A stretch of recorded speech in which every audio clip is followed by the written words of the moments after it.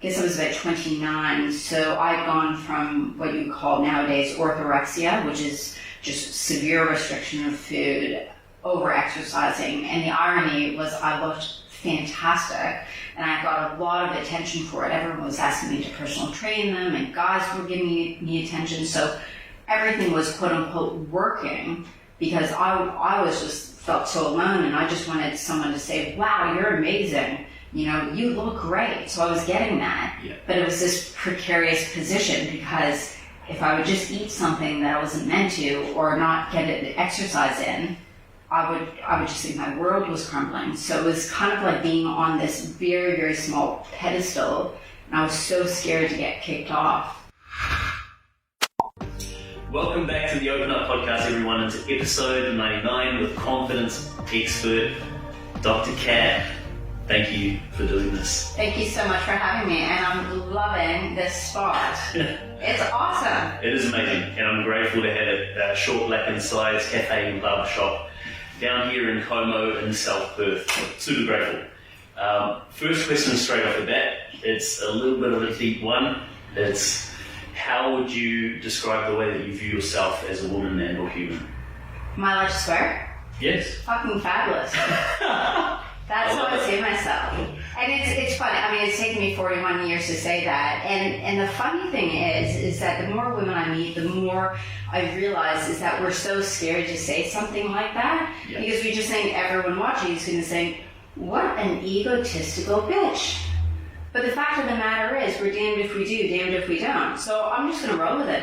You know what? I've worked damn hard to be able to say that. So yes, I'm effing fabulous. Well, I think with that statement I can understand why you're a confidence expert. Yes. I gotta walk the walk and talk the talk, or talk the talk and walk the walk, whatever way you say it. So yeah, absolutely.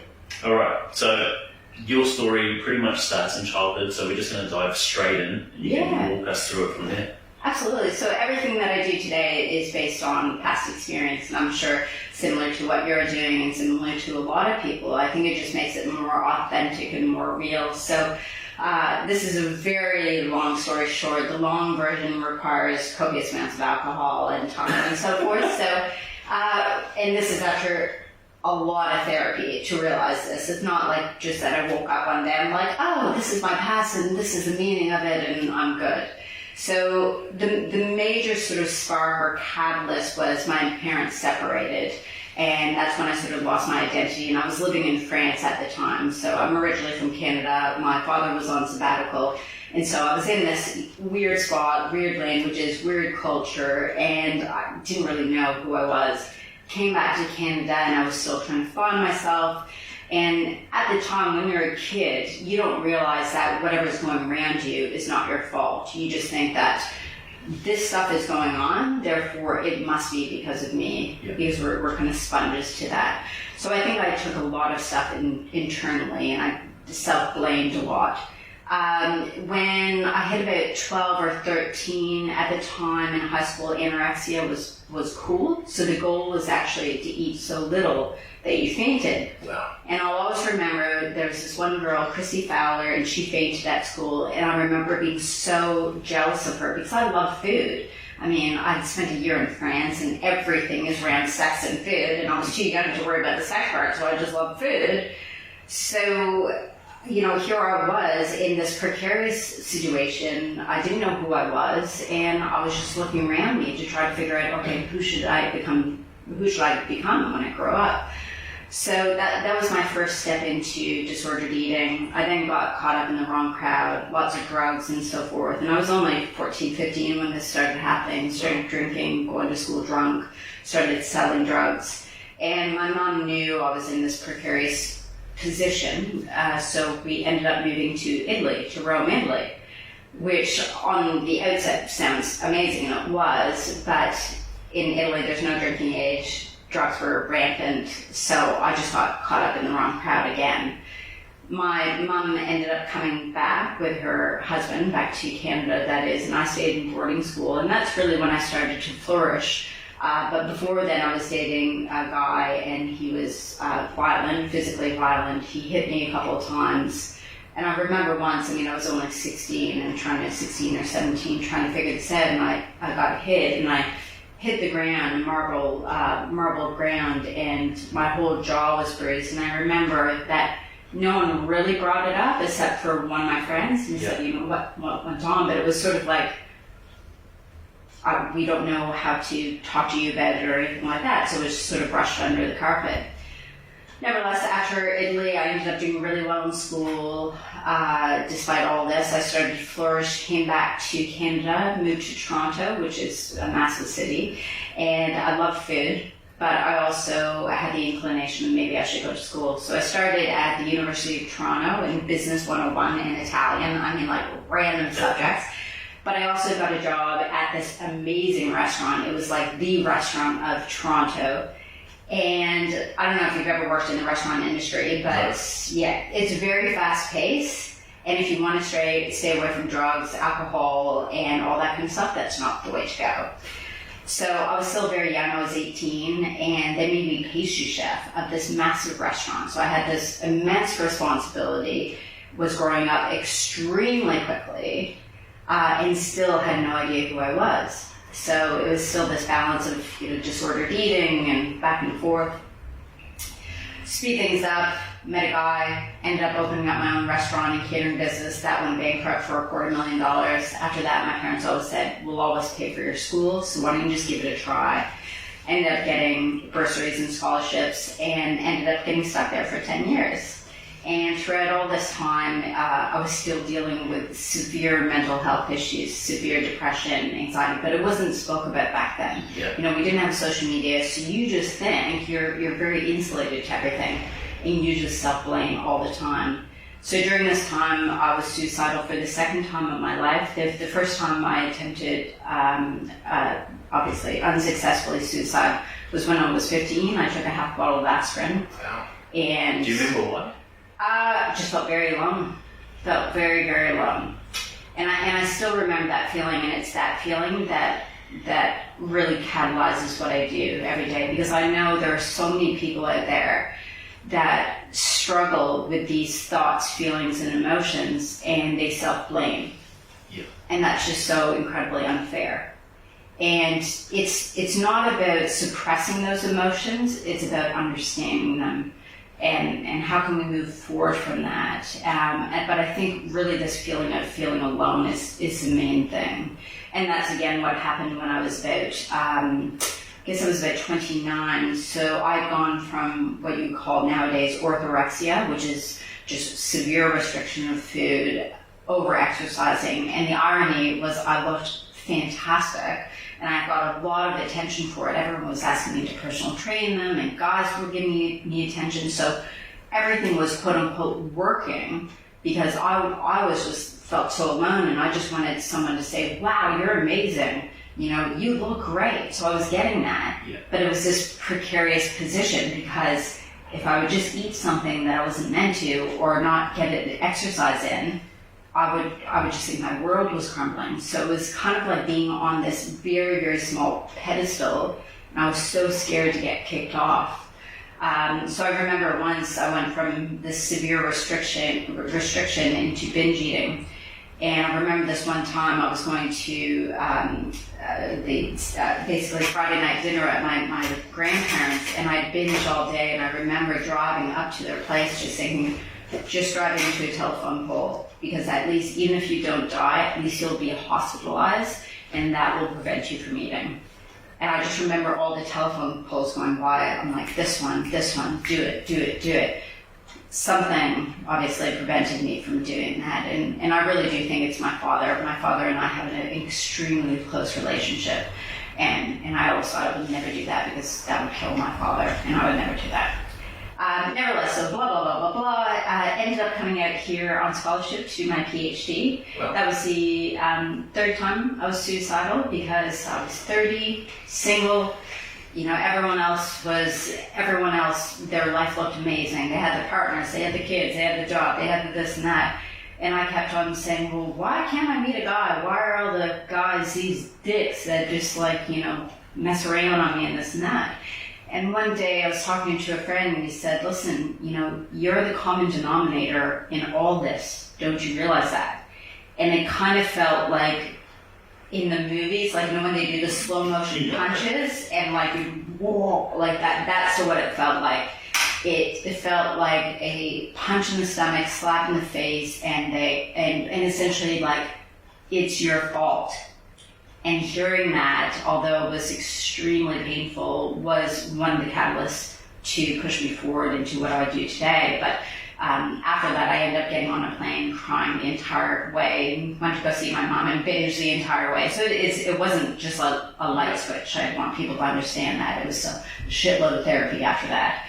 And then essentially I finished my doctorate, and the Michelle Bridges, the Ashley Barnes were out there. They were making all this money, helping people lose weight and get the body they want. I was thinking, here I am in the best shape of my life. I trained Olympic athletes, so hey, I'm gonna make the money, right? But something felt wrong. I just felt like a fraud, because here I was promoting this idea that, hey, eat the kale, do the squats, you'll get the body and you'll be happy, when that's bullshit. So from a business perspective, that was a great choice, sell the dream. But from a moral choice, I couldn't do it. So ever since then, I've been literally trying to figure out what the hell do I represent, because I just couldn't figure it out. It's health and wellness is an extremely complex subject, and to try to distill that into a single sales message is impossible. So at the end of the day, I just said, you know what, I'm giving up. I want to work with people and a person. How can I help you? Because how I help you is going to be different than him, her, etc. We have to start listening to people's individual stories, because trying to solve everyone's problems using the same solution is not going to get us everywhere. People need to feel less alone, and the only way to do that is by listening to them. Yeah. I told you, I can talk underwater. No, so you gotta do that. I love it. One of the important distinctions within that, and you talking about having this general broad sales message, is that usually they have a product that they want to push on people, and so they'll tap into what people are insecure about and play on that whether or not their product actually helps.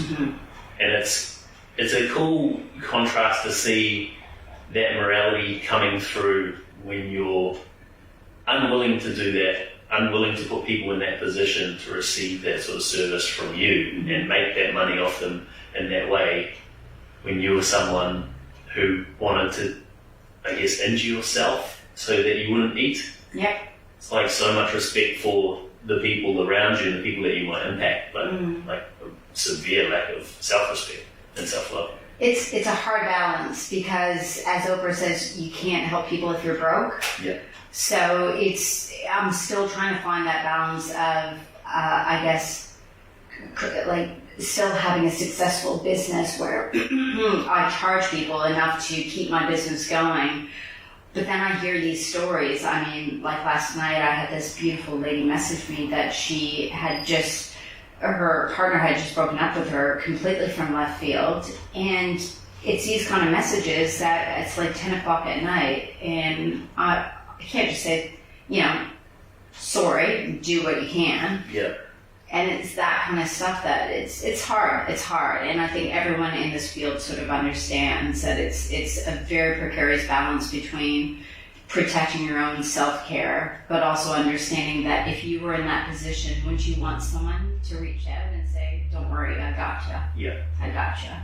Yeah. I think I learned that the hard way when I started the podcast. Obviously, we started with most of our stories being around suicide, with that being such a prevalent topic, especially in the mainstream media, that I had people reaching out pretty much saying, look, bro, I'm going to kill myself. Can you help me? And then I felt this need or this compulsion to be the savior. And in being a savior, if there's always that anxiety around letting someone down. Yeah. What if? Yeah. And then if someone doesn't vibe with you, if they don't take your advice or words on board, then you feel like a failure. Absolutely. I mean, but a lot of research shows that if a person is going to suicide, they will. Yeah. But again, that's, at the end of the day, we all want to be saviors. And I think that's one of the things that when I went back to school to do my postgraduate degree, and that's the reason why I did it, because after my PhD, I was doing one-on-one consulting, and I think it's sort of like the Dunning-Kruger effect. The more you know, the more you realize you know absolutely nothing. And that's where my confidence is actually not great, because when I started delving into these areas, I'm thinking there's so much I don't know. And that's why I would say 95% of my clients forward to a psychologist, actually, that's in coma. But I think the main thing that we're seeing specifically in mental health is that there's a lot of people that are helping, but a lot of people that need to know that they have limitations. Yes.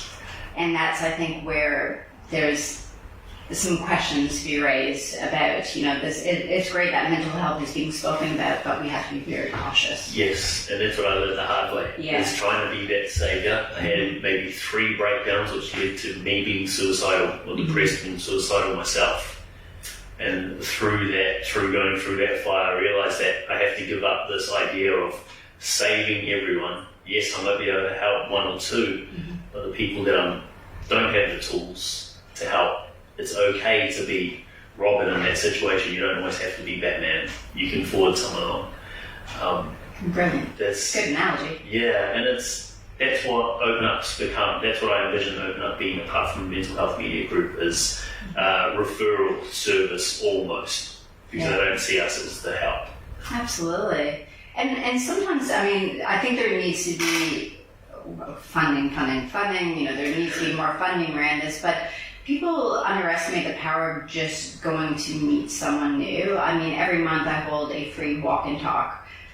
Essentially, the analogy is like, I think everyone holds in farts. Thoughts are like farts. You hold them in. And it's not good to hold them in. You get cramps, you feel uncomfortable, so on the second Sunday of every month, you don't have to sign up. We just meet instead of her, go for a walk, fart out anything on your mind, and then come in. And I've been running this for 3.5 years. And sometimes my first walk, I have 1 person show up, and then sometimes I have 25 people show up. You don't have to talk, but just making that first step, both in the literal and figurative sense, doing this walk and talk, that's what, people, and anyone can start these walk and talks, that's something small. For someone who's in a position where they feel, I guess, alone or misunderstood, what would you say to someone like that who's anxious about turning up to a walk and talk like that? I would say 95% of the people that come actually message me about a year after hearing about it and saying, I've always wanted to come, but I'm really anxious. And then I'll say to them, everyone is. And then it'll still take them a good half a year to actually come. So I think people have to understand it's scary because it's probably pushing them out of their comfort zone. And that's where you have to get to catalyze a change. Yeah. So as I always say to someone, it's very difficult to change your mindset with the same mindset that got you into that spot. So at the end of the day, it's going to be that you need to do something uncomfortable to make the change. Yeah. You can't just sit at home and be eating the Haagen-Dazs and the cookies and be like, tomorrow I just have a feeling I'm going to wake up and everything's going to be better. I tried that. I tried the old waiting method, and you're staying in my comfort zone and thinking, everything's going to change. I'm going to be like Prince Charming, in my bedroom, and he's just going to come in and everything's going to be great, and someone's just going to, call me and offer me a job, and my life's going to, damn it, didn't work. So I had to do it the uncomfortable way. And that's part of the brain's responsibility, is to keep us in a state that we feel is safe, whether safe to us or our normal is being anxious or not, whether that is negative, toxic or destructive. That's what the brain's there to do. Yeah, absolutely. And we have to also understand that biologically we're all different. Some people are more anxious than others. I won't go into the hordes of research even on the microbiome, that just your gut bacteria can influence how anxious you are. Yeah. So, but we'll leave that there because that's a major rabbit hole. I told you, tangents. Yeah, you don't want me starting to talk about poo and farts and this and that because I'll just keep on talking. I would love that, but I know other people wouldn't. I got a couple of questions about your story, and then we can move on to what you're doing now. Mm-hmm. In speaking about the separation with your parents, you said you took a lot of, I guess, the responsibility on regarding what was going on around you. Do you remember the story you told yourself back then? I think it was less responsibility and more blame. Okay. I was thinking, and of course this is, 30 plus years ago, but I think it was more the mindset of, I'm seeing this stuff happen, it must be because of me. And the example that I always use is like, let's say little Johnny is at the kitchen table doing his homework, and every day his father comes home at 5:30, ruffles his hair and says, hey little Johnny, how's your day? And then one day he comes home, slams the door, walks right by Johnny, and goes and pours himself a drink. Johnny doesn't think, oh, he must have had a really bad day at work. I'm just going to give him some time to cool down. No, he thinks, oh my God, I wonder what I did. I must have done something wrong. So that's sort of, I believe, looking back, what my mindset was. Especially because I was a high achieving student and a perfectionist, so like everything has to be in place and A+ and this and that. So if things weren't perfect in my world, I blame myself. So perhaps the message I was telling myself is, you must not be good enough. Because all this shit is happening, so it must be because of you. And so moving forward, the story was always, well, if that guy doesn't like you, you must be just not good enough. Yes. So maybe you need to be skinnier, maybe you need to be prettier, maybe you need to be smarter. And I was never enough. So it was just this constant, 35 years worth of, I should be doing better. And that's why, my opening statement is, I'm fucking fabulous. It's kind of like you fake it till you are it. Yeah. And that's why everything I do is about training the brain, so you build the confidence. It's like, you go to the gym and you do the bicep curls. If you go into the gym once and do one bicep curl and then just walk out and be like, yo, I'm stacked now, it's not going to happen, right? So every single day, you have to fight those thoughts of, I'm not good enough, I'm not smart enough, when you look in the mirror and say, I'm the shit, actually. And even if you don't believe it, eventually you will. Yeah. So everyone has that, that story, is you have to train yourself to stop listening to that story and create the story that you want to have for the rest of your life. That's amazing. P.S. You're hilarious. I love this. Do you feel like that story that you were consistently telling yourself is the reason that you were the common denominator in those relationships?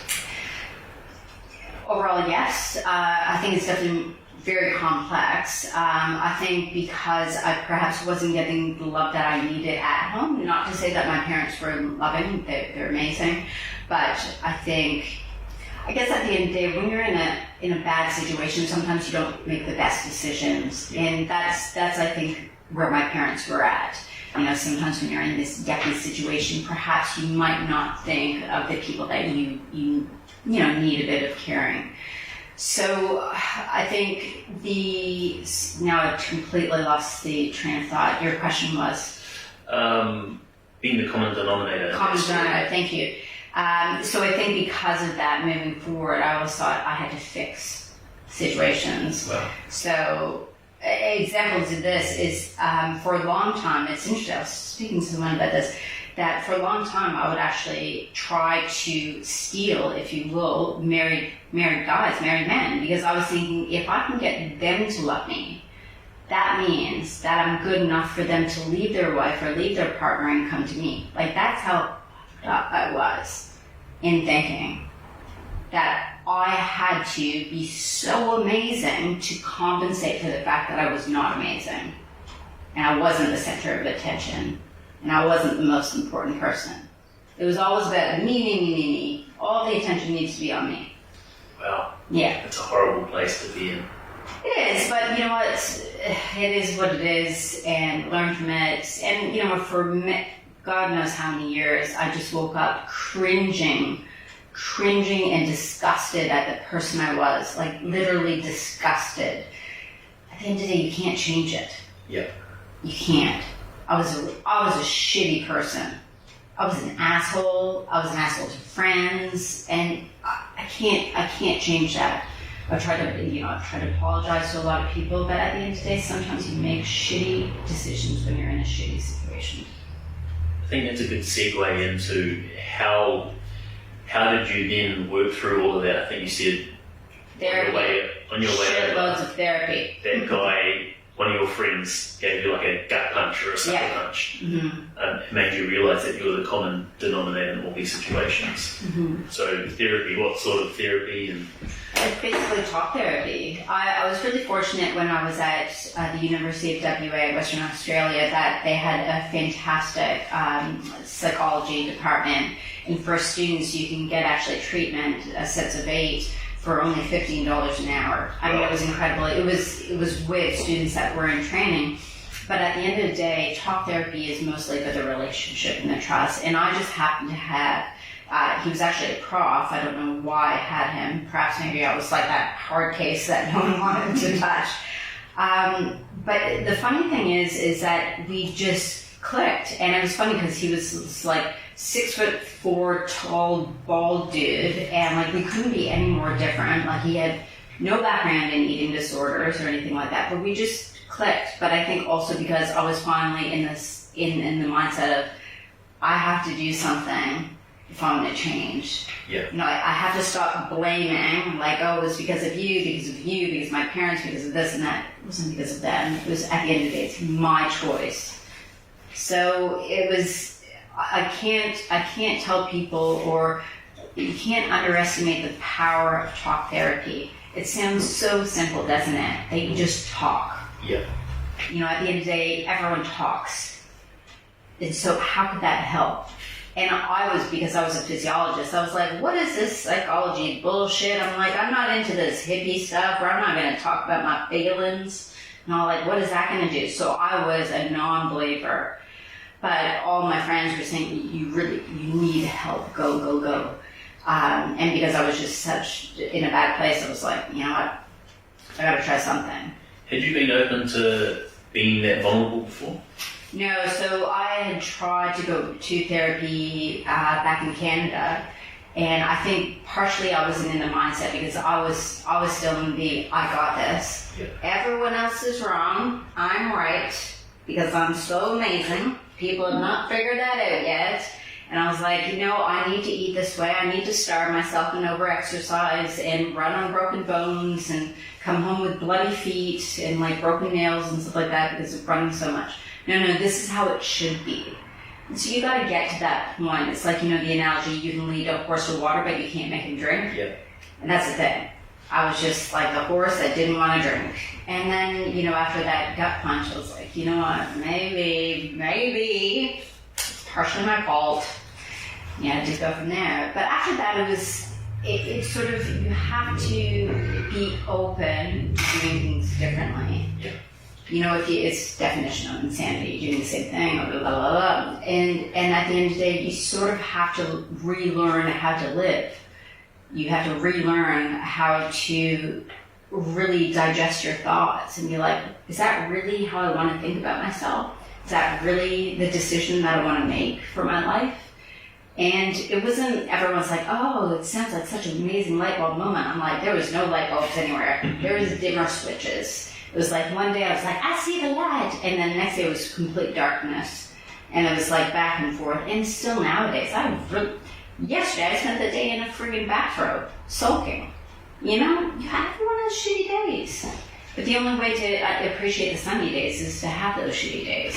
Yeah. You know? Speaking about you were this person who woke up cringing about who you were in the past. Mm-hmm.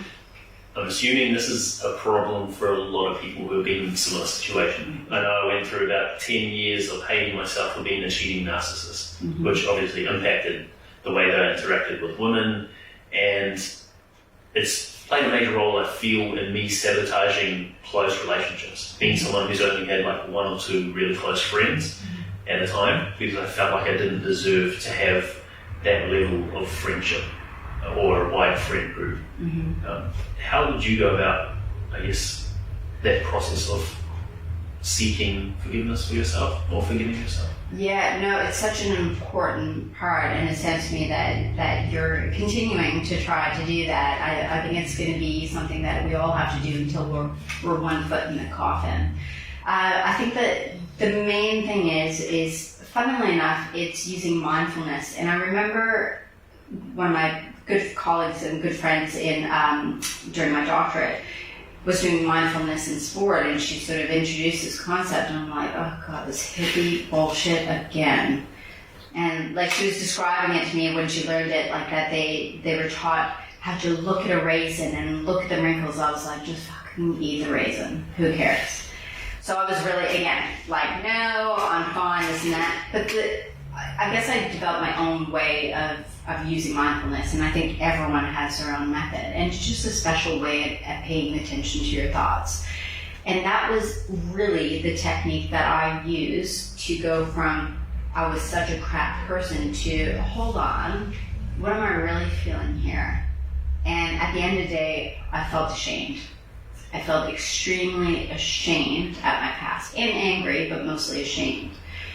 And using mindfulness, I could slow down those thoughts, because those feelings of shame and anger were kind of like emotions, like an octopus on your face. Like you can't see anything, you can't move anywhere. So mindfulness just allows your emotions to be pushed away from you, so you can look at them a bit clearer. And slow down. Like, okay, why do I feel ashamed? I feel ashamed because I was a yucky person. I also feel scared because I might be alone forever. And I just want someone to love me and love me for who I am. And again, this is after years and years sort of pushing those feelings away and saying, what is really bothering me? What's really going on here? And that's how I was able to move from, I was a shitty person, to, yes, I was a shitty person, but how can I use that to be a better person moving on? So it's just a continued sentence. It's like a shift in perspective. And I feel there's a parallel between that mindfulness and, in a sense, detaching from your thoughts, so you have time to analyse and assess whether they're true or whether it's just a story you've created to explain the situation. Parallel between that and you finally going into talk therapy, which is like a chance for you to actually speak what you're thinking and therefore like detach from it.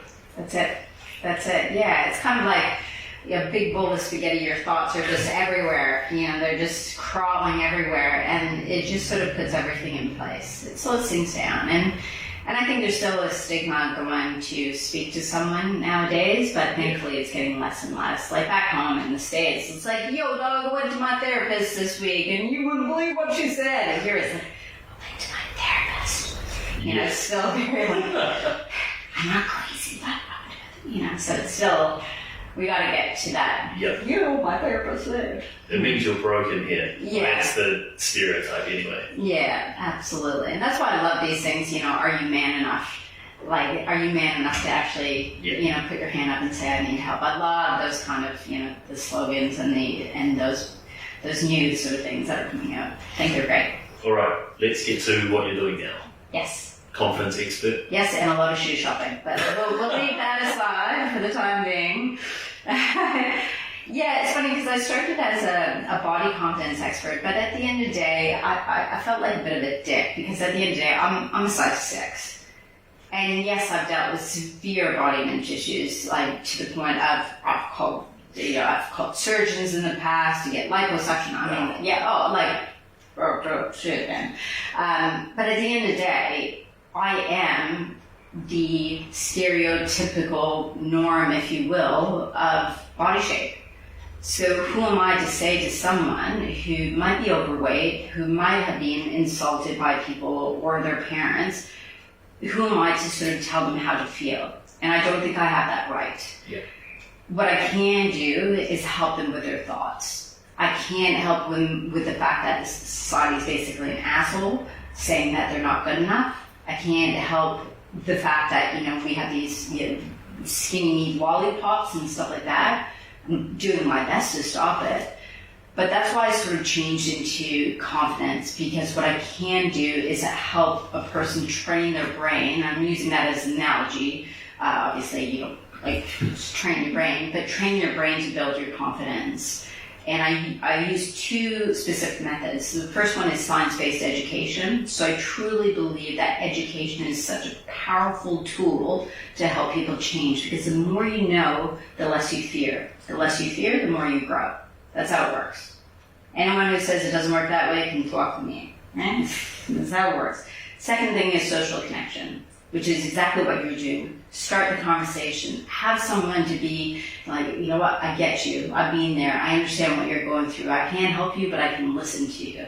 You know, that kind of thing. And that's really what I do now. And shoot shop. And shoot shop. And shoot shop.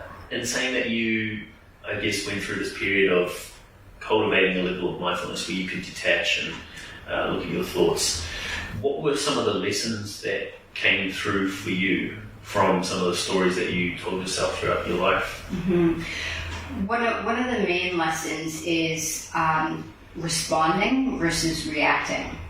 So it's very easy, for example, when someone says something curt to you or something, or maybe you get a nasty email from someone. It's very easy to just be like, well, and you are, blah, blah, blah, blah. It's very easy to react. Yeah. So again, using mindfulness, you can slow down and think, okay, I wonder what's happening in their world right now. Maybe their dog just died or something like that. They're taking it out on me. That's the main thing, is understanding that I'm not the only person on earth. Like, it's not Katherine and the world. It's not like that.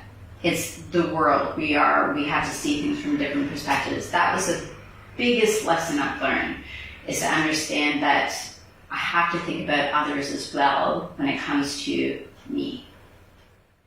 That's amazing. I guess there's not too much left for us to cover, but we'll wrap up with a few questions. Mm-hmm. Knowing everything that you've been through, the separation while you were young, the eating disorders, the drugs and alcohols, the destructive or toxic relationships, depression, suicidality, and then knowing the sort of person you are now throughout the entirety of this interview. You seem very outgoing and very funny, and you seem like someone do go on. you seem like you're living on purpose. What would you say the quality of your life is like now?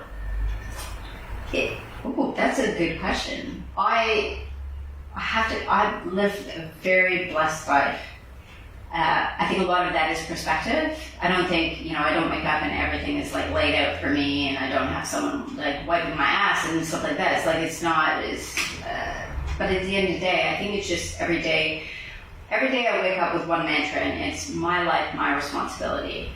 Everything that happens to me, my choice in coming today, my choice in being open today, that's my responsibility. I made a choice to come here today, and I don't know where this is going to lead. Or I could have just called up and said, I'm just sort of not feeling well today. We make choices every single day. Yeah. So my question to everyone is, what choices do you want to make? Because what choice do you want to have for the rest of your life? What kind of life do you want to have? It's up to people. That's powerful. And when you take responsibility of your life, you don't leave the way that you live your life in the hands of other people. That's correct. We can continue to blame others, but all that does is put energy out. Yeah. So I can say, this, that, and that, or I can say, okay, how can I look at this situation differently? And I mean, a great book for people to read is by Viktor Frankl. He's passed, but he was an incredible psychiatrist during the Holocaust, and the book is called The Meaning of Life, I believe. Man's Search for Meaning. Nevertheless, he wrote about his experience in the war camps in the Holocaust, and he basically said, between a stimulus and a response, there is a space, and within that space lies your freedom. Meaning that in that pause, you can decide whether you look at the situation from a really crappy point of view or a good point of view. And that's why I use the analogy of a horse. It's like life is like a horse. You can choose whether you look at it from the end where all the shit comes out or the nose end. still gonna be the same horse. And that's sort of, with my clients, I don't say that, their partner's gonna take out the garbage and remember the milk. Their kids are not gonna be, stopping spawns of Satan. They're still gonna be dicks because they're kids. I was a dick, everyone's a dick, that kind of thing. How do you look at the situation differently? If you're stuck in traffic, can you start not complaining about it? Can you start looking at it differently? We only have one life, and it can go away like that. Yep. Like that. That's it. If you choose to look at everything negatively, you just perpetuate negativity and stuff. That's it. It's a choice. It's powerful. And I understand now why people keep reaching out to me to talk to you. Oh, gosh. Oh, that's very kind. Thank you. Very kind. What have you added to or removed from your life to improve the quality of it? I know I keep on going back to shoe shopping, but there's a reason behind that. So I've always loved shoes, and the reason why I love shoes is because when I was going through my severe body image issues, and I think everyone will understand this, no matter how yucky you're feeling about your body, a shoe still fits. And I used to be in the mindset is I don't deserve these shoes. You're not good enough to have these shoes. And I think that's why today, again, my obsession with shoes is just a bit too much. I am trying to control it, but I love shoes. And I love them because, in particular, this one designer, his name is Christian Louboutin, and his reasoning for the designs behind his shoes is that he believes that the shoe is the extension of the female strength. And I just love that. Because when you wear high heels, I don't know if you ever have, but if you do, you'll understand that, especially I'm 5 foot nothing. When I put on a pair of shoes and with a pair of heels, I just feel fantastic. And I think that's why I always joke about shoes, but there's something about them that just makes me realize I've come a long way. Because now I realize I do deserve those pair of shoes. Whereas before, I was in the mindset of, no, they're not good enough for you. You should wear them. I agree. You definitely do deserve them, and I probably need to try heels because for the first time in my life, I actually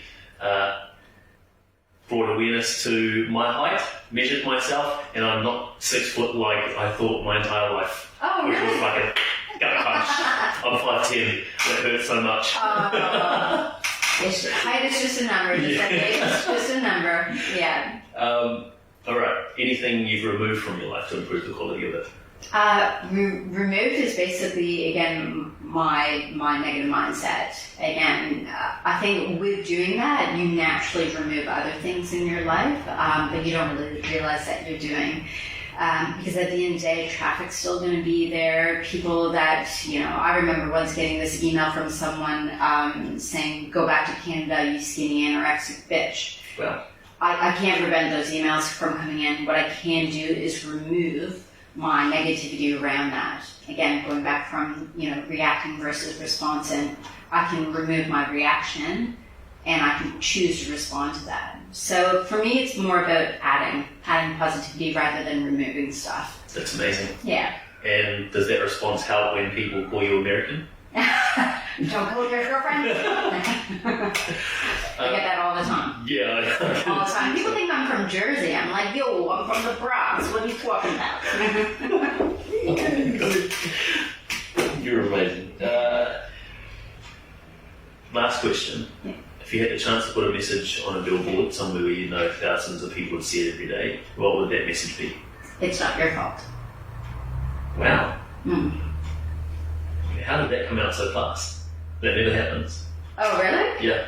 I think after working with hundreds and hundreds of people that cry, I just think about a lot of my clients and myself is that I think a lot of people blame themselves, and they shouldn't. They've been through really, really tough stuff. And I think just having that message is kind of like just sending a little hug to them saying, you know what, it's okay. It's okay, it's not your fault. You'll get through it.